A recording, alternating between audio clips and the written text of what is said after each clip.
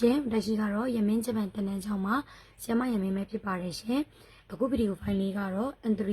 2014ခုနှစ်မှာ2014ခုနှစ်ရဲ့9လပိုင်း GMPT မှာတော့မေးခဲ့တဲ့ grammar ပိုင်းလေးကိုရှင်းပြချင်တာဖြစ်ပါတယ်ဒီဗီဒီယိုဖိုင်လေးနဲ့အတူတခုမှချင်တာကကျွန်တော်တို့အခုပညာဒါနလိုက်ကြည့်နေတဲ့ကျောင်းသားများဆိုရင် page မှာတက်လာတဲ့ဗီဒီယိုဖိုင်တွေတွေ့မယ် N4 N3 N2 ဆိုပြီးတော့တက်လာတာတွေ့မယ်ပေါ့နော် N4 ဘက်ကအောင်မကြည့်ရင်ရတယ် N2 ဘက်က N2 grammar ဖြည့်နည်းဆိုပြီးတော့တက်လာတဲ့ file ဆိုလို့ရှိရင်ကြည့်ပေးပါလို့ပြောချင်ပါတယ်။ဘာကြောင့်လဲဆိုတော့ဒီ N2 grammar ဒီလေ3 grammar နဲ့ဘာမှမကွာဘူး။အတူတူပဲတူတူတွေကြီးပဲ။2ချောင်းအမှန်ဆို2ချောင်းသားတွေလေ3 file တွေဝင်ကြည့်အထောက်အကူပြုမှာပဲ။3ချောင်းဒီ2ချောင်းသားကအဲ့လောက်အထောက်အကူမပြုရင်တော့3တက်မဲ့ကျောင်းသား3တက်နေတဲ့ကျောင်းသား3ဖြည့်မဲ့ကျောင်းသားများက N2 grammar ဆိုတဲ့ file တွေဝင်ကြည့်ကြည့်ပါ။ကျောင်းသားတို့ဒီတိုင်းပြောတာမဟုတ်တကယ်ကိုအထောက်အကူပြုမှာမလို့အဲ့တော့3အတွက်မှာတင်တဲ့ grammar file ကို2အတွက်မှာတင်မဲ့ grammar file ကိုကြည့်မယ်ဆိုရင်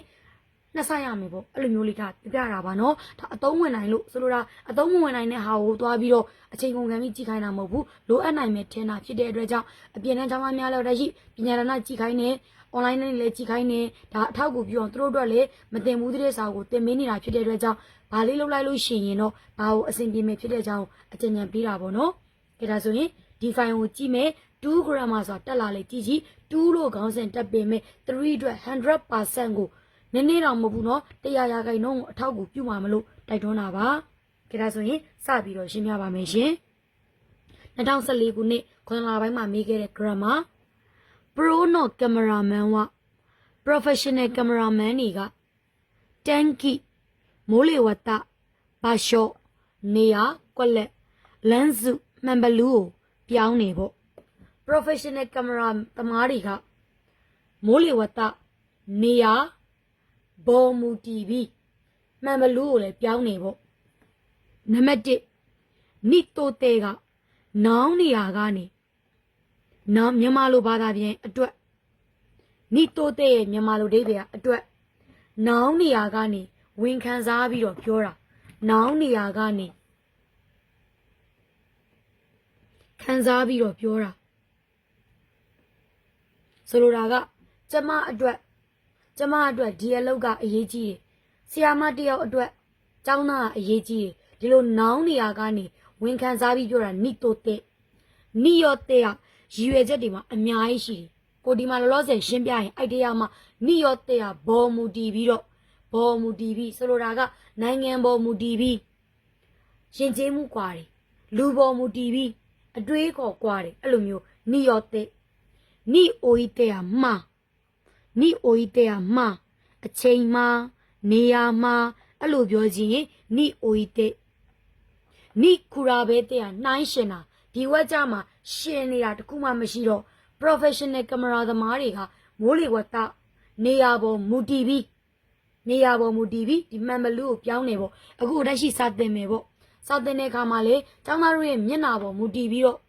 ကျောင်းသားတို့ရဲ့မျက်နှာကိုကြည့်ရတယ်ညနေမျက်နှာကလေးကိုကြည့်ရတယ်နည်းနည်းအီနေတဲ့ပုံပေါက်ရင်ပေါ့ပါလေးပြောင်းရတယ်စိတ်တကြွနေတဲ့ပုံပေါက်ရင်ခက်တဲ့ဟာကိုဖမ်းတင်ရတယ်အဲ့လိုမျိုးမျက်နှာမျက်နှာကလေးပေါ်မူတီပြီးနိယောတဲ့နံပါတ်2 interview မှာ announcer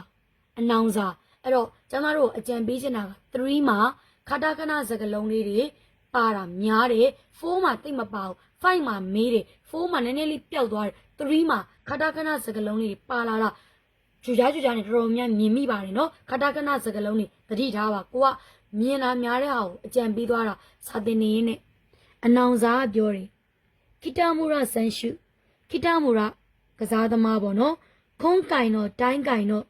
ဒီတစ်ချိန်တိုင်းပြိုင်ပွဲရဲ့မိုခုဟျောရည်ရွယ်ချ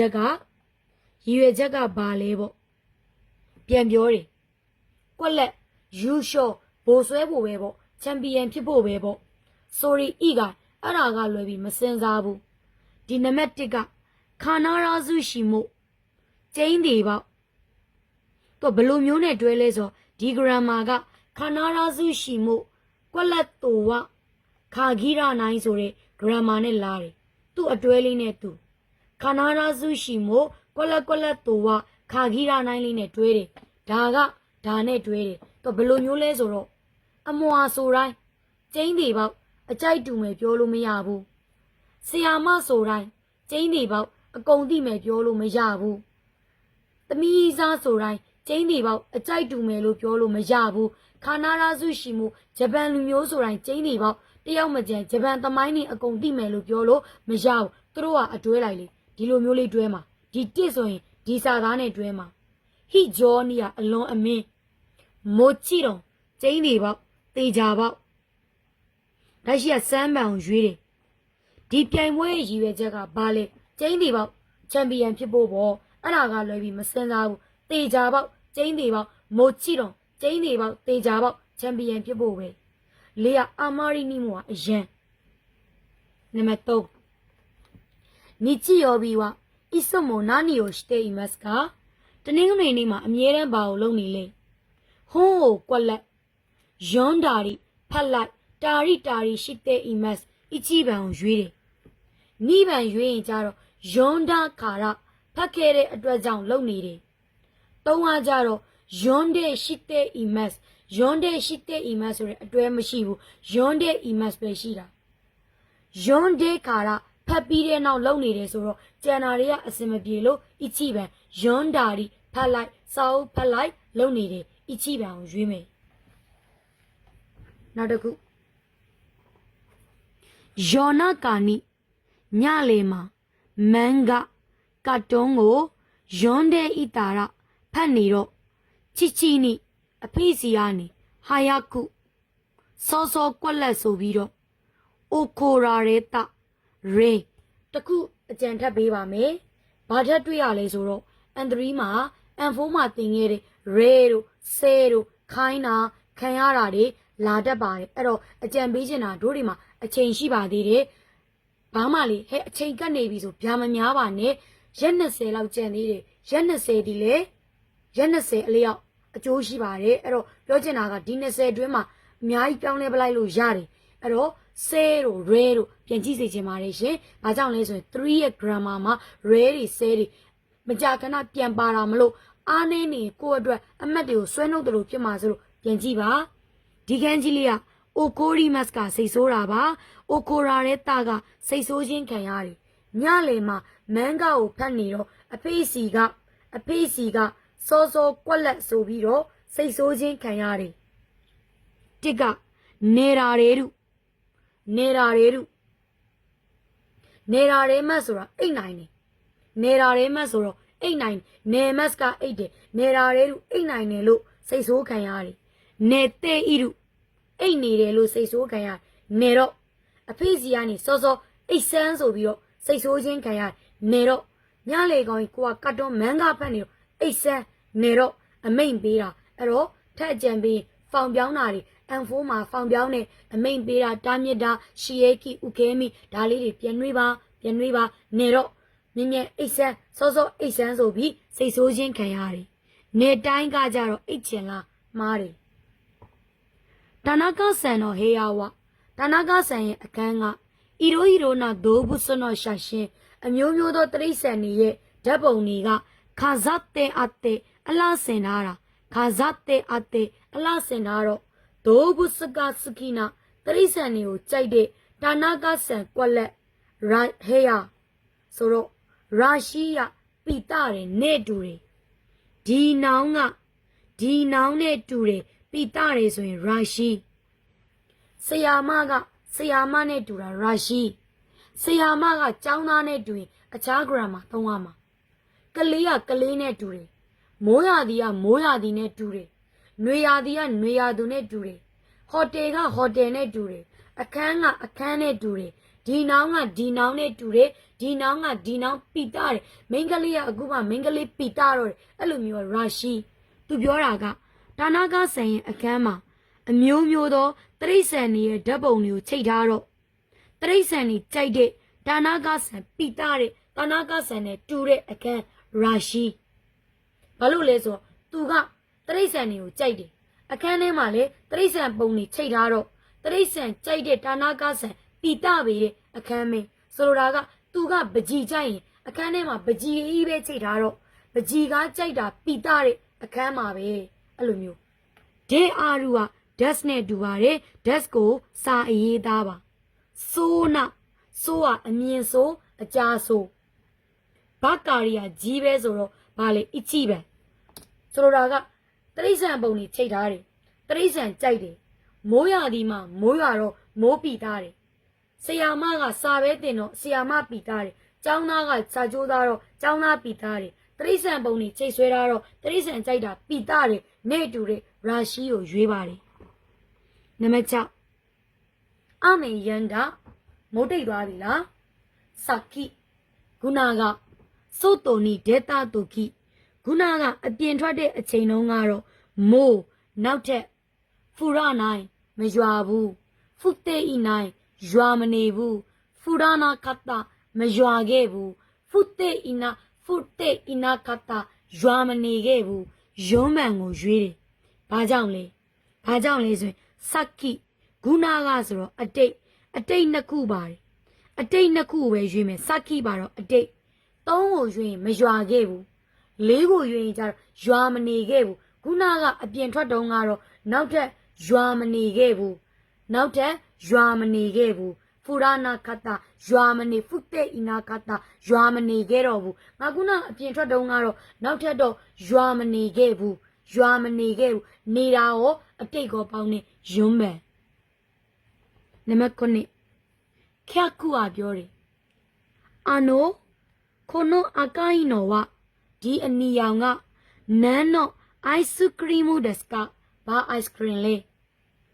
တိုမာတိုနော်အိုက်စခရီးမူတိုမာတိုခရမ်းချင်ဒီအိုက်စခရီးဖြစ်ပါတယ်ဒက်စ်ကိုရင်ကြည့်အောင်ပြောရင်ဒဲကိုဇိုင်းမတ်အကြံပေးပါတယ်နော် M4 ရဲ့ဘာတွေကြည့်ရမလဲပြမယ်အခန်း49 50မှာတင်ခဲ့တဲ့ရင်ကျေးတဲ့ဖောင်နေကျင်းတွေပေါက်ပါတယ်မပိုင်ကြိုက်တယ်လို့လားပြောအဲ့လောက်ဒီကိုနှစ်တိုင်းမှာပါတာမြင်ရတယ်49 50ညင်ပြောတာနှိမ်ပြောတာတွေကျင်းတွေပေါက်ပါတယ်ပြီးတော့ခိုင်းတာခံရတာရှီအေးခိဥခဲမိဒီဖောင်နေပြန်နှွေးပါကျင်းတွေပေါက်မလွတ်တန်းပါကိုပါပါတယ်ဒက်စ်နဲ့တူတာဒေဂိုဇိုင်းမတ်ရဆုတိုရမ်မှာယာမရာပြောတယ်9နာရီမှာဘိုကင်လောက်ထားတဲ့ယာမရာပါတဲ့တန်းအင်းကပြောတယ်ယာမရာဆာမဒက်စ်နဲ့ယာမရာဆာမနော်အိုစိခိထိုင်ကုန်ကိုဂေါ်အန်နိုင်ကွက်လက်ဒိုးဆိုခိုချီရာအေးဒီဘက်တော့ကြွပါဘာလဲဆိုရင်ဝန်နှန်းကပြောတယ်ဘာပြောလဲထိုင်ကုန်ကိုလိုက်လံရှင်းပြပါမယ်ညွန်ပြပါမယ်ဘသူကညွန်ပြမှာလဲကိုကညွန်ပြမှာကိုဆိုတာဘသူလဲဝန်တန်း customer ကိုပြောရင်ဝန်ထမ်းကကိုနှိမ်ချရတယ်ဂေါ်အန်နိုင်ရှီမတ်ကိုနှိမ်ချပြောတော့အီတာရှီမတ်ဒါတွေက49 50မှာပါတယ်ကျင်းတွေပေါက်ပြန်နှွေးပါလို့ပြောပါတယ်နော်လက်ရှိနှွေးခိုင်းတာတွေနှွေး3မှတ်အနေဆုံးပြေးမလို့ဘူးစမ်းမီးဝက်မှာတမတ်အလျောက်ကြတာအောင်တာဖြစ်သွားနိုင်တာမလို့မြင်ထားများတဲ့ဟာလေးတွေအကြံပေးတာပါနှွေးပါ49 50ရင်ကျေးတဲ့စကလုံးတွေပြန်နှွေးပါကျင်းတွေပေါက်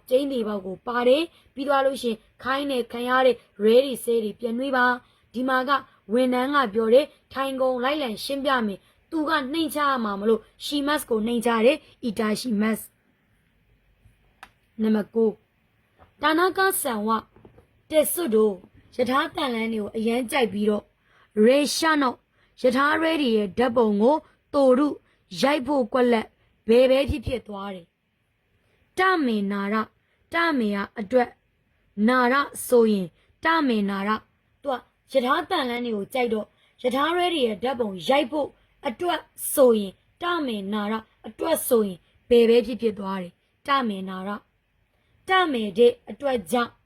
ခါရနာရရိုက်ဖို့အတွက်ကြောင့်ဆိုရင်ခါရတဲ့အစမပြေဘူးကွာတမေနာရအတွက်ဆိုရင်တမေနာရအတွက်ဆိုရင်ဓာတ်ပုံရိုက်ဖို့အတွက်တမေနာရအတွက်ဆိုရင်10အာဆွီဟီကပူတဲ့နေ့တွေကစဇီတဲ့ဤတို့ဆက်နေပေမဲ့ခိုနိုအဆဆာဝဒီအပူချိန်ကတော့ခွန်ရှူမတ်ဆဒီတပတ်ကုံကွက်လက်ဆက်မယ်လို့ကြားတယ်ဂေါ်ရိုဝါလောက်2နာရီလောက်ရောက်မယ်3နာရီလောက်ရောက်မယ်ဂူရိုင်းမတယ်ဒီတပတ်ကုံလောက်အထိဂေါ်ရိုယောရီမိုဒီတပတ်ကုံခန့်ထက်ဂူရိုင်းနိခက်စင်တူကလောက်ထားတာနော်အချီကဂူရိုင်းမတယ် ဒီတစ်ပတ်ကုံဂူတိုင်းလောက်မတယ်အထိပူတဲ့နေ့တွေဆက်နေပင်မဲ့ဒီအပူချိန်ကတော့ဒီတစ်ပတ်ကုံလောက်အထိတော့ဆက်မယ်လို့ကြားဂူတိုင်းကလောက်မတယ်ကအထိလောက်အထိလောက်ဒီတစ်ပတ်ကုံလောက်အထိဒီတစ်ပတ်အကုံလိုက်ဒီတစ်ပတ်အကုံလောက်အထိ17ချစ်ကာကပန်းရတကယ်ကိုပေါ်မိမိရဲ့အိမ်ကပေါင်မုတ်ဆိုင်ဖြစ်တဲ့အတွက်ကြောင့်ဝတ္တရှိဝယာစုမိနောဟိမို့ပိတ်ရမှာလဲပဲအိုရနိမိဘတွေစီကမိဆဲတော်စိုးကြီးဆိုင်ရဲ့တန်ရှင်စတာတွေကိုကွက်လက်ခုတ်တူကများပြီးတော့တငယ်ချင်းတွေနဲ့များသောအားဖြင့်မကစားနိုင်ဘူးတစ်ကတက်စရာအဲရု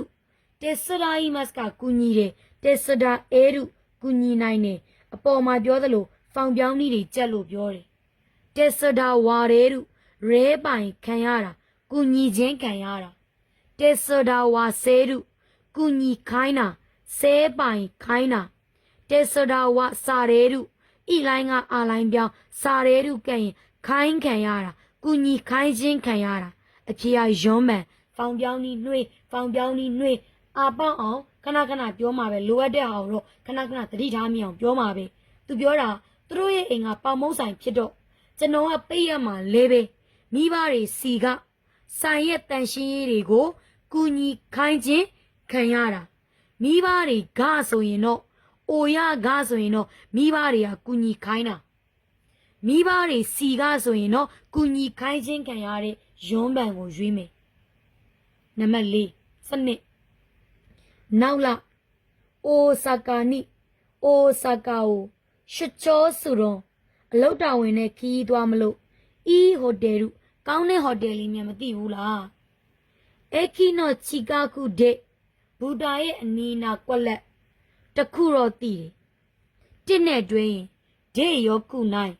ချီကာခုဒေရောခုနိုင်ဆိုတော့ဘူတာရဲ့အနီးနာဖြစ်ပြီးတော့မကောင်းတာအဲ့လိုတက်ရောက်သွားတယ်နှစ်ကိုတည်းအခီနောချီကာခုဒေနာခုတဲ့မို့ဤတို့ဘူတာရဲ့အနီးနာမဟုတ်ရင်တောင်မှဒေနာခုတဲ့မို့ဤဘူတာရဲ့အနီးနာမဟုတ်ရင်လည်းပဲရရင်အခီနောချီကာခုတဲ့ယောခုနာခဲတယ်ပါဘူတာရဲ့အနီးနာဖြစ်ပြီးကောင်းမယ်ဆိုရင်မကောင်းမယ်ဆိုရင်ယောခုနိုင်မကောင်းမယ်ဆိုရင်သူ့ရဲ့ရေးထားတာတွေလိုက်ထောက်တာနော်ဘာသာပြန်ရတာယွန်းကိုထဲရင်ကြတော့အခီနောချီကာခုဒေနာခုတဲ့မို့ယောခဲတယ်ပါဒေနာခုတဲ့မို့ဒေနိုင်ဒေနာခုတဲ့မို့ယောခဲတယ်ပါဘူတာရဲ့အနီးအနာဒေနာခုတဲ့မို့မဟုတ်ရင်တောင်မှယောခဲတယ်ပါရမယ်ဆိုရင်အကျိုးကြောင့်ရှင်းပြတော့ယွန်းပန်အခီနောချီကာခုဒေနာခုတဲ့မို့ယောခဲတယ်ပါအခီနောချီကာခုဘူတာရဲ့အနီးအနာဒေနာခုတဲ့မို့မဟုတ်ရင်တောင်မှယောခဲတယ်ပါရမယ်ဆိုရင်အကျိုးကြောင့်ရှင်းပြတော့ယွန်းပန်ကပိုကြိုက်တယ်73ဥချိနီဝအိမ်မှာစန်းဆိုင်တော့3နှစ်အရွယ်မုစုမဲသမီးကရှိတဲ့အတွက်ကြောင့်မချီကတဲ့မှားပြီးတော့ကွက်လက်ခုစုရီဆေးကိုကလေးလက်ကမရောက်တဲ့နေရာကလေးလက်လမ်းမမီနိုင်တဲ့နေရာမှာထားတယ်နော်မီအိုဝါရာနိုင်တောက်လို့မပြီးစေရန်